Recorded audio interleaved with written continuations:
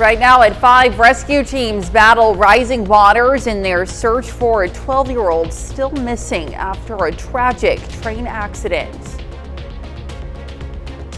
And temperatures heating up across the area for our first day of summer. We'll have a look at your forecast coming up. Plus, the Southwest Missouri Transportation Organization maps out its priorities for the coming years. The 4 states' most watched news starts now. Good morning and welcome to the KOAM Morning News. It's 5 a.m. I'm Elise Snowy. I'm Chris Warner. It is now finally Friday here in the 4 states. Sure and we've made it to the first day of summer. It's June 20th. Here we are. Summer officially starts, I can't remember the exact time, right? It's like 9:42, something like that. It's late tonight, but it is going to certainly feel like summer, and it is certainly going to feel like one of the longest days of the year, because it is the longest day of the year. But it's really going to feel like it with the heat and humidity building. Here's a live look downtown Pittsburgh. Skies are clear this morning. MODOT camera, 20th and range line, also looking good so far. And here's how you know it's the first day of summer. Some of our northern counties. So we've got Anderson, Coffee, Lynn, and Bates County up north. These are heat advisories that run through 7 o'clock tomorrow evening. The rest of us, okay for the time being. Could that change? It wouldn't surprise me. But at this point, no heat advisories down here. But that doesn't mean it's going to feel any better. You know, you don't just cross the county line and all of a sudden it's, you know, peaceful and fresh and calm and nice. It's still going to be hot. We also still have some fog, zero visibility around Iola. So keep this in mind if you're traveling on 54 between Yates Center, Fort Scott out there heading toward Iola. Zero visibility and some slightly reduced visibilities around the Grove area this morning around Grand Lake. All right, future track once again. There's nothing other than maybe a cloud or two, but I still think we're looking at just pretty well sunny skies through today. We're going to have gusty southwest winds, though, pushing about 25 miles an hour. That's going to bring in all this warm, hot air and all the humidity. And take a look at these temperatures starting the day. 72 in Joplin right now, 70 in Pittsburgh. And across the area, it's warmer out west, but we are all, with the 2 exceptions here, low 70s. Oh, I'm sorry, four exceptions. We've got 68 Miami, 69 Anderson, Cassville, Monette. Everybody else, though, low 70s. So a pretty toasty start to the day. And I know 70 is not toasty, but for 5 o'clock in the morning, that's pretty warm. All right, sunny skies out there, eventually cruising into the low 90s. Heat index values today easily approaching 100 degrees, which is why you got to start taking precautions, stay hydrated. Make sure you're watching out for yourself. And, of course, the susceptible populations, kids, pets, elderly, and some folks, you know, again, it doesn't take that much heat to become a problem for them. So just make sure you keep an eye on them and make sure you keep an eye on yourself. Southwest winds, again, gusting to 25. 81 by 9, upper 80s by noon, low 90s into the afternoon, upper 80s, still even some low 90s by 6 this evening. Got a very mild night ahead of us as well, falling back into the mid-70s for our lows, and the heat continues into the weekend. We'll look at all of that in the full forecast here in just a few more minutes. Elise? All right, Chris, thanks. Well, the search for a body continues following a train and pedestrian crash. One teen is confirmed dead, and authorities are still searching for the body of the second child after the accident Wednesday afternoon in Neosho County, Kansas. It happened at the Trestle Railroad Bridge over the Neosho River south of Erie, Kansas. According to the Kansas Highway Patrol, 16-year-old Arthur Polrees of Walnut, Kansas, and 12-year-old Colin Showalter of Erie, Kansas were running on the bridge when they were hit by a Union Pacific train. Authorities have recovered Arthur's body, but they are still searching for Colin. Several state agencies, along with rescue teams from Chanute, Pittsburgh, and Anderson County, are assisting with the groundwater and air search. The sheriff says the Neosho River is still very high, making conditions hard to deal with, and the water is expected to rise even higher. And to be the first to see breaking news, weather, and sports, you can download the KOAM News app. It's available free of charge in the Apple App Store and the Google Play Store. Just search for the KOAM News app. Well, some folks in Southwest Missouri will now have a say in road projects that will impact your ride to work in the future. The Ozarks Transportation Organization is developing its roadwork priorities for the next few years, and one of the biggest ones is the widening of Interstate 44. Reagan DiTriolo reports. We have crashes periodically. It's one of our highest crash areas. And when that happens, we have huge delays in traffic. Especially here at Stratford, we've responded to a lot of motor vehicle accidents. Stratford's Assistant Fire Chief Rusty Darnell says widening I-44 in Springfield and Stratford gives his crews more room to move when responding to crashes. It widens it out for us for our work area. And sometimes our work area is in the ditch, but sometimes it's right there in the middle of the road. And the more pavement we have out there to divert the traffic around us, the better. Ozarks Transportation Organization's Executive Director Sarah Fields says the I-44 project is part of OTO's improvement plan for 2026 through 2029. She says around $175 million is paying for interstate improvements to aid drivers and first responders both. When we do have a crash, there's no room for emergency responders to work. And so this will allow emergency responders to still have a lane open while working on the side of the road, giving them some space to move. I know you've seen some of the MoDOT trucks with the crash protection in the back. We don't have that. We're not offered that luxury, so our fire truck is our crash protection. We just really want to, give our emergency responders room to work and allow them to close 2 lanes when needed. OTO officials will also discuss other road projects in Republic and in Ozark, as well as a variety of trail projects. And that's a look at this morning's top stories and weather in our first 7 minutes, coming up on the KOAM Morning News. Student visa appointments are set to resume, but embassies will now have to review applicants' online presence. Plus, President Trump is deciding on strikes against Iran as European ministers meet with Iran's top diplomat to try to reduce tensions. And we have a hot and sunny day today. We'll have what to expect with Chris Warner in the Skywatch Weather Center. You're watching the KOAM Morning News. We'll be right back. Well, topping Nation Watch, student visa appointments are set to resume, but with tougher rules for applicants. This comes after the Trump administration paused visa appointments last month. New State Department guidance now requires embassies to screen applicants for what they're calling hostile attitudes towards the U.S. This will include a full review of their online presence, including search histories and social media activity. Officials say they're looking for views in support of terrorism, anti-Semitic content, or signs an applicant might undermine national security. The new guidance applies to both new and returning applicants. This morning, the clock is ticking as President Donald Trump contemplates whether or not to order U.S. strikes on Iran. Now, officials say he is holding out for a diplomatic solution. The Israel-Iran conflict has now entered week 2. Today, European foreign ministers are set to host Iran's top diplomat in Switzerland in hopes of de-escalating the situation. Jared Hill has more from New York. In a last-ditch effort for diplomacy, President Donald Trump has set a deadline for a decision on whether to strike Iran. I will make my decision whether or not to go within the next 2 weeks.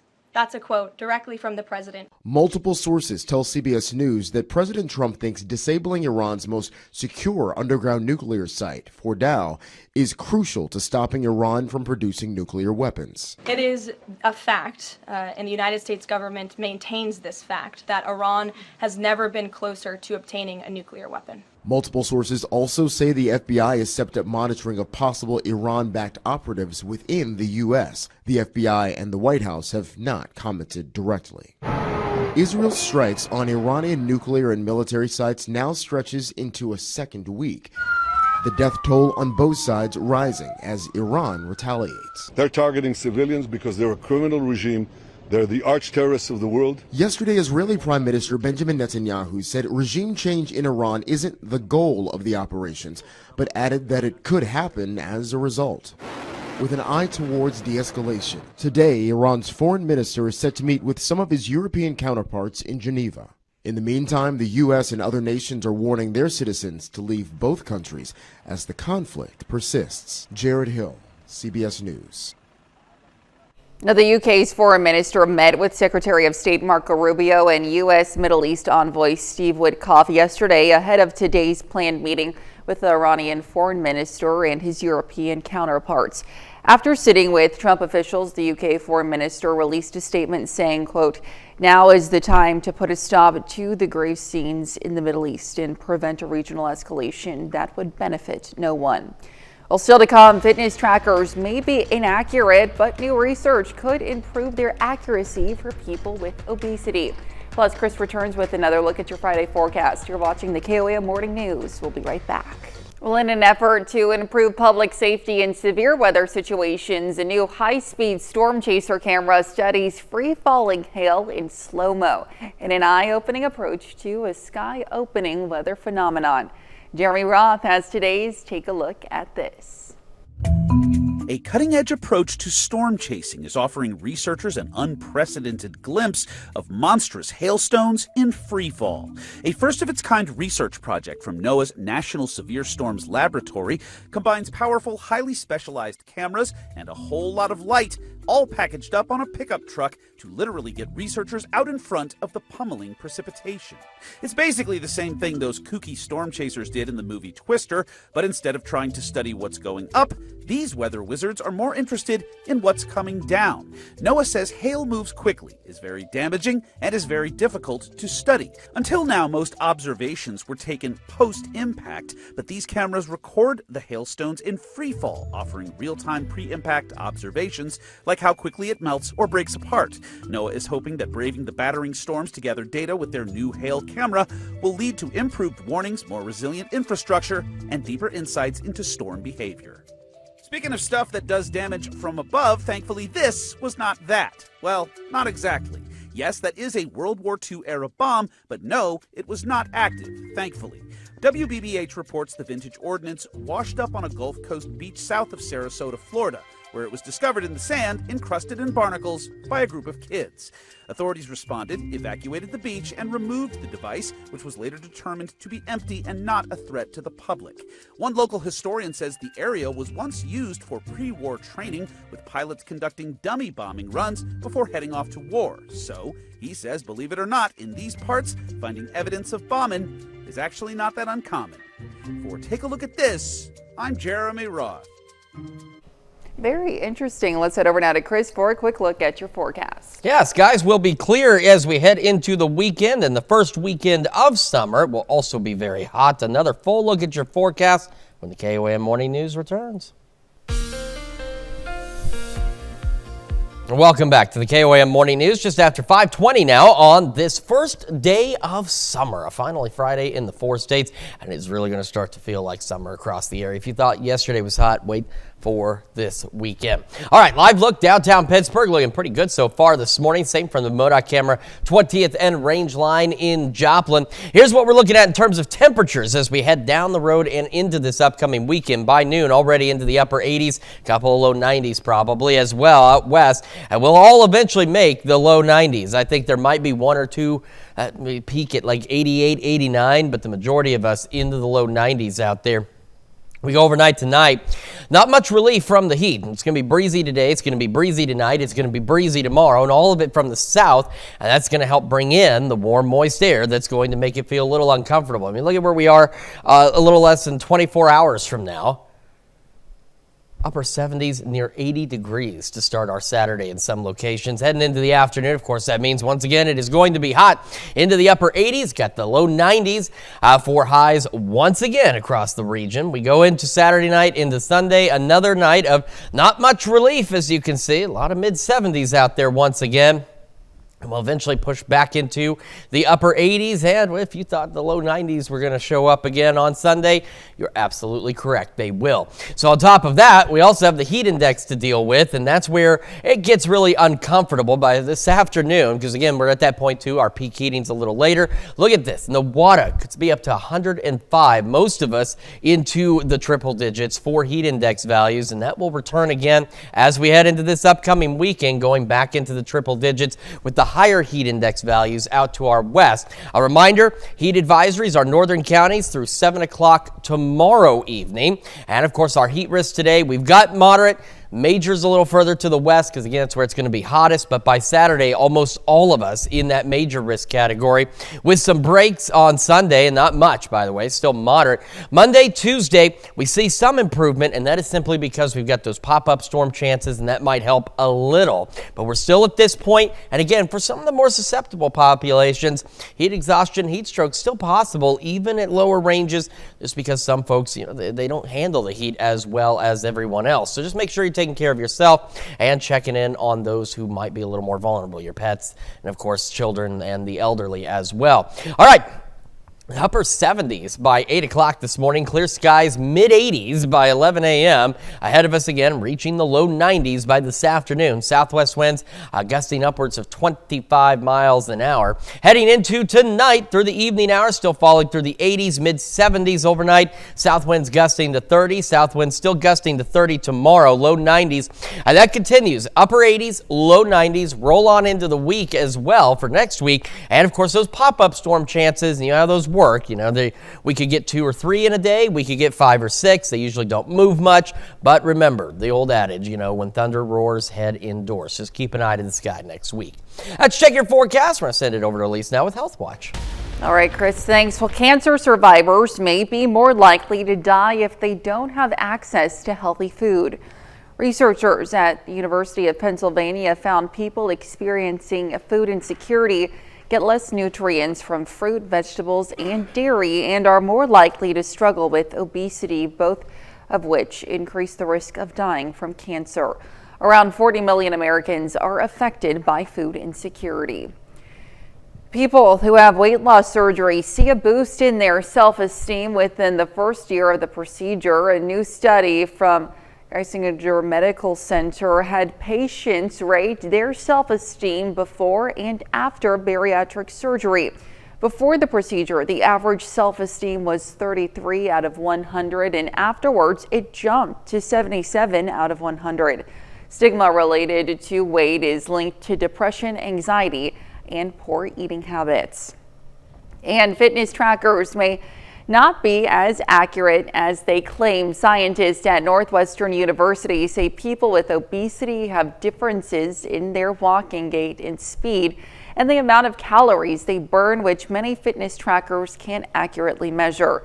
Researchers have created a new algorithm which they say would let smartwatches accurately monitor the calories burned by people with obesity during physical activities.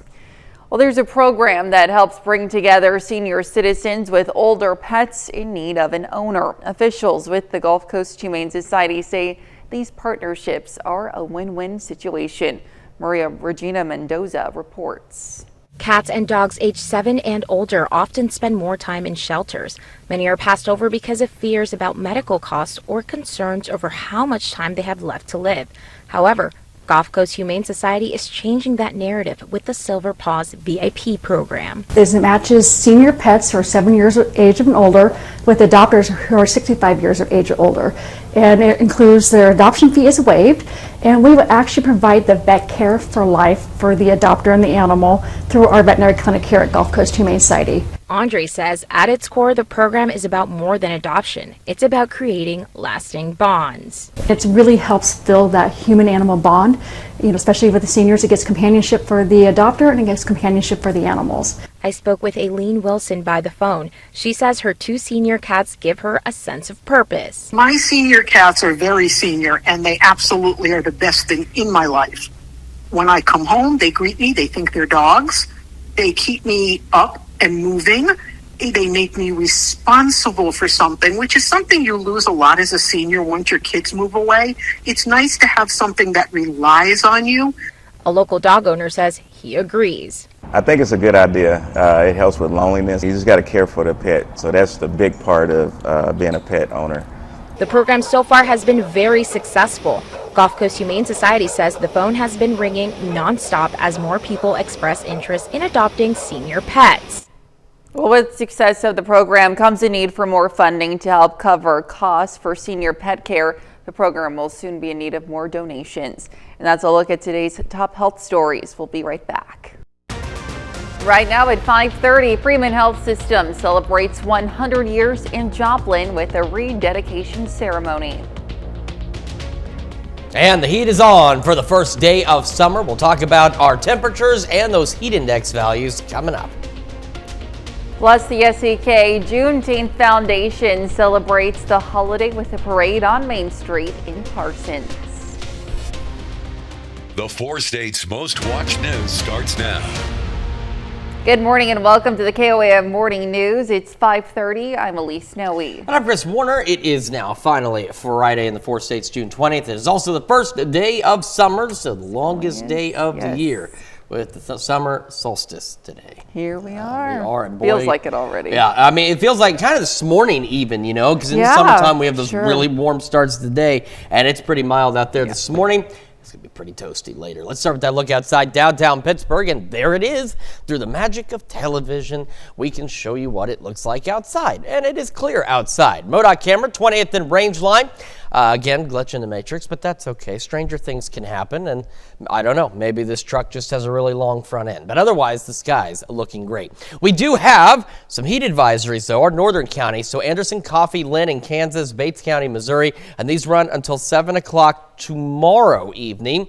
And again, just because there aren't heat advisories down here, remember, that doesn't necessarily mean that it's not going to be hot. Like I said, you don't just cross the county line and all of a sudden you're into spring-like weather and things are pleasant and the deer are hopping around and you get, some kind of Snow White situation. It's not how it works. It's still going to be hot down here.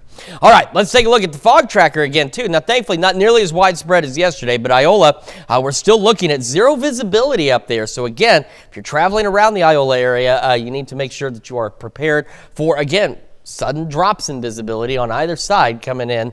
And then down by Grand Lake, some reduced visibilities, but not significantly. Of course, that stretches back into parts of western McDonald County. Future track, there's nothing to show at all out there. A cloud or two, but I really think we're looking at sunnier skies than what we saw yesterday, and yesterday was pretty sunny as it was. And again, we've already got that mild start out there, 72 in Joplin, 70 in Pittsburgh. And as we take a look at temperatures around the area, it's warmer west, and so that's how it's going to be too over the next few days. It'll be warmer in our western counties, which means the heat index values will be warmer. We've got some upper 60s, Miami, Monette, and Cassville. Just about everybody else, though, into the low 70s out there. We're going to climb gradually, low 80s by 8, about 88 by noon, low 90s for those highs. It's still upper 80s, low 90s, even into the evening hours out there. Clear skies, southwest winds gusting to 20. Heat index values today upwards of 100 degrees. They're going to get even hotter over the weekend, and then we have storm chances next week. We'll talk about all that here in just a few more minutes. Elise? All right, we'll see you soon, Chris. Thanks. Well, the SEK Juneteenth Foundation hosted a parade to celebrate Juneteenth yesterday. The purpose of the parade was to celebrate equality and to bring the community together. The parade took place on Main Street in Parsons, which followed a speaker talking about Juneteenth history at City Hall. What it's about, I want everybody to have a great time, to get educated, and to celebrate the goodness of all the things that has gone on in Parsons, because there's a lot of Black history here. The celebration continued last night with an event in Glenwood Park. Festivities will take place throughout the weekend with plans for basketball tournaments, food trucks, and more. The celebration will conclude on Sunday with a church service also taking place at Glenwood Park. Well, the city of Joplin also got in on the holiday spirit last night. The Easttown Dreams District brought the Joplin community together to celebrate Juneteenth. Last night, the group hosted a dance party in connection with Joplin's Third Thursday Downtown celebration. The theme for this month, Everyone Belongs. Just to see the people, to see everybody interacting, everybody going about their time and enjoying this event and, just shaking hands with one another. Tonight, the Juneteenth party continues at Hope Park with an evening of jazz, refreshments, and socializing.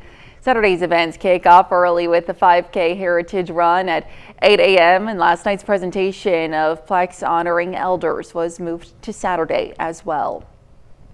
Well, Freeman Health System celebrated a milestone birthday in Joplin yesterday. The healthcare provider blew out the candles on 100 years of service in the city. It marked the occasion with a rededication ceremony looking back on just how far Freeman Health System has come in Joplin since 1925. You know, Freeman has invested in the community through time, treasure, talent, and I think through that, Freeman has established unprecedented trust in the community here and also really in the surrounding community. Freeman Health System began with a staff of just 19 nurses and 5 doctors in 1925. Now, since then, it has expanded to serve as the region's largest single employer with 5,300 clinicians, physicians, and employees. Well, a teacher from Cecil Floyd Elementary in Joplin offers a unique opportunity for students kindergarten through 5th grade. Luke Smith is teaching a class that combines learning Spanish with art and music. Students have an opportunity to let out their artistic expressions while singing along to songs that combine both English and Spanish. The class gives students a chance to learn several topics at once while also having some fun. You know, art fundamentally is about communication and expression, and so I think learning a language along with it actually makes a lot of sense because they both are about how we communicate with each other. Smith says teaching this class lets kids discover multiple topics they might not have been interested in before. And that's a look at our top news stories coming up this half hour on the KOAM Morning News. More Americans become millionaires last year. We'll see what's fueling the surge in wealth. Plus, Fresh Realm is recalling its ready-to-eat chicken Alfredo meals due to possible listeria contamination. We'll take a look. You're watching the KOAM Morning News. We'll be right back. In Consumer Watch this morning, the Federal Reserve holds interest rates stay steady even as President Donald Trump takes aim at the independent central bank. Karen Kefa is in Washington with what it means for your money. The Federal Reserve continuing their cautious approach to interest rates. We believe that the current stance of monetary policy leaves us well positioned to respond in a timely way to potential economic developments. The announcement just hours after President Donald Trump called Fed Chairman Jerome Powell stupid and criticized the independent central bank for its hesitation to cut rates. Am I allowed to appoint myself at the Fed? I do a much better job than these people. Trump believes a rate cut would help borrowers save on interest and spur them to spend in other areas of the economy. But the Fed sees too much uncertainty, driven in part by Trump's tariffs, his spending bill, and the conflict in the Middle East. There's the potential for inflation to move higher. With all the uncertainty about tariffs and what impact that might have in the months ahead, it's like waiting for the other shoe to drop. Greg McBride, chief financial analyst for Bankrate, says the steady U.S. labor market gives the Fed the luxury of time. We want interest rates to come down because the inflation pressures are receding and the Fed can take the foot off the brake pedal a little bit. We don't want interest rates to come down because the economy is sputtering and it needs the stimulus of lower interest rates. For the meantime, rates will stay elevated, meaning higher borrowing costs for consumers everywhere from credit cards to auto loans to mortgages. But McBride says the flip side is higher interest earnings on savings accounts. In Washington, I'm Karen Kefa. Well, some Americans are getting richer. A new report from investments bank UBS found that more than 379,000 Americans became millionaires for the first time in 2024, far outpacing other nations in the world. The study credits robust stock market gains for the wealth boost, though still the wealth of the average American per adult is much lower than that at around $312,000, according to UBS.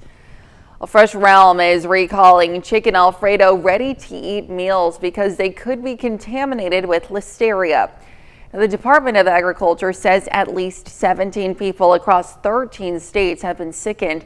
The strain of listeria has also been linked to 3 deaths and 1 fetal loss. The meals were sold under the brand names Market Side and Home Chef by Kroger and Walmart stores nationwide. And the Nissan Leaf is getting a new sleeker SUV-like look. The 2026 electric vehicle is also packing some serious range compared to its predecessors at up to 303 miles per charge, along with faster charging speeds. The new Leaf hits dealership lots this fall. That's a look at Consumer Watch this morning. Here's Chris with a quick look at your forecast. Yeah, temperature's going to be heating up today. Take a look at the skies, though. At least they'll be clear, sunshine for us. We'll have another look at your forecast when we come back. Well, how much do dairy farmers earn from the whole milk you buy at the grocery store? We have the answer in today's Ag Day Minute. I'm Michelle Brook with today's Ag Day Minute. More than 250 agricultural groups are urging the Trump administration to get their input on future activities involving the Make America Healthy Again Commission. It comes after the commission's first report pointed to pesticides as a possible health risk, and that processed foods and other chemicals such as food dyes are possibly contributing to poor health outcomes. A letter sent to Trump officials said the commission's report contained numerous errors and distortions that have created unfounded fears about the safety of the food supply. General Mills is the latest food company to announce it will remove artificial colors from its products in the U.S. by the end of 2027. Now, it said it will also remove synthetic dyes from all U.S. cereals and food served in K-12 schools by next summer. It says it represents a small change because nearly all of its school offerings are made without certified colors. Just how much of what consumers spend at the grocery store on whole milk goes back to producers on the farm? USDA's Economic Research Service releasing this graphic with the retail price in dark blue and what the farm gets in light blue. Last year, farmers earned $1.97 per gallon, an increase of 9 cents from the year before. For more Ag News, watch Ag Days weekdays on this station or get updates at agweb.com. Now let's head over to Chris for a full look at the forecast. Now we've got a very toasty day in store for our first day of summer and a hot weekend ahead for the first official weekend of summer. Here's our temperatures as we head into the noon hour today. They're not going to be comfortable. They're not terrible, but they're not comfortable either. Upper 80s. The problem we're going to be facing is we've got a strong southwest wind. It's going to be picking up here before too much longer. It's going to bring in not just the higher temperatures, but it's going to bring in the humidity. It's going to cause our heat index values to start climbing into the weekend and next week as well. We're looking at highs ultimately in the low 90s today. Not a lot of relief overnight. It's not, depending on what your tolerance level here is, I personally wouldn't open the windows tonight. It's going to be mid 70s for many of us, upper 70s by 5 a.m. Another hot day in store on Saturday. Now, Saturday we still have our major heat risk, which we'll show you in a moment. But it's just going to be straight up toasty out there. We head into Sunday, and if you thought it was going to be hot again, you are correct. In fact, if you think it's going to be hot for a while, you could win the grand prize. The grand prize is whatever you can find in your refrigerator today that makes for a tasty lunch. That's your grand prize. Probably the worst one you've ever had, but still. Sunday, though, another hot day for us, eventually back into the upper 80s and low 90s, and that keeps our heat index values close to, if not slightly into, the triple digits. What does the feels like temperature look like as we head into the afternoon and evening? Remember, of course, summertime, we start hitting our peak heating a little later in the day, but look at these heat index values. The majority of us into the triple digits, and the further west you go, the hotter it's going to be. So not just hotter temperatures, but higher heat index values as well. You can see in the Nevada, 105, Independence, 104. We head into our Saturday, and it's going to be a similar situation. We go right back into those triple digits as we head into the afternoon, evening hours for Saturday. We do have heat advisories also in place. Coffee, Anderson, Lynn counties in Kansas, and Bates County in Missouri. These will run through 7 o'clock tomorrow evening, and just because you're not under a heat advisory, as I've mentioned, doesn't mean it's not going to be hot down in the rest of the 4 states here. All right, our heat risk today, moderate to major, and those major is the last category before extreme. And again, further west, it's hotter. Now, tomorrow, it'll be hot across the entire region. Plentiful sunshine out there. That puts most of us into that major heat risk category. We head into our Sunday, go back to a moderate level with some major still mixed in there. And by Monday and even into Tuesday, we see slight improvements just because we start to see those pop-up storm chances. So again, most of us are here. Heat-related illnesses are going to be possible with these heat index values. But again, some are a little more susceptible to the heat. So heat exhaustion and heat stroke might still be a possibility. So again, make sure you're taking care of the pets, kids, elderly. And of course, if you know you're a little more susceptible to the heat. Make sure you're staying hydrated and taking precautions as well. Near 80 by 8 o'clock this morning, 86 by 11 a.m. Clear skies. Those continue into the afternoon and we'll make it into the low 90s today. Southwest winds gusting to 25. South winds gusting to 30 overnight. Clear skies continue and back into the mid 70s. We'll continue this trend. Breezy again tomorrow. South winds still gusting to 30. Low 90s, upper 80s heading into next week. And then starting next week, virtually every day, we have those slight storm chances. So again, these are those pop-up storms. They're the ones that, again, in our area, you could get 2 in a day, you could get 6. But when they flare up, they do so quickly. They don't really move a lot. They can become low-grade severe occasionally. And then within a half hour or so, they die out. But you do want to keep an eye to the sky next week, just in case you get caught under one of those storms. Let's check your forecast. Here's Elise now with sports. All right, Chris, thanks. Well, next week, brothers Jamie and Tarek Richardson are heading to France to represent the United States in PhD Hoops' 20U Paris World Games Tour. KOM sports reporter Ben McLeish tells the story of the two brothers' journey to the world stage. Nestled in the southeast corner of Kansas, the town of Riverton is home to fewer than 1,000 people. Yet in less than a week, 2 boys from that very town are heading to Paris. I was really excited. First, I was a little shocked. To represent their country, their hometown, on the world stage, playing the game they love, a game they've known since before they could walk. So they were literally basketball in their hand when they were born. PhD Hoops selected Jamie and Tarek Richardson to represent the United States in the 20U Paris World Games Tour. Obviously just a once-in-a-lifetime opportunity, so had to take it. And since the news broke 3 months ago, the support for the two brothers has been non-stop, from family, friends, and the entire community. I am just blown away, proud of them. To see 2 of our boys come from, our small school, our small community, and have an opportunity to wear USA on their uniform, that means a lot to everybody here.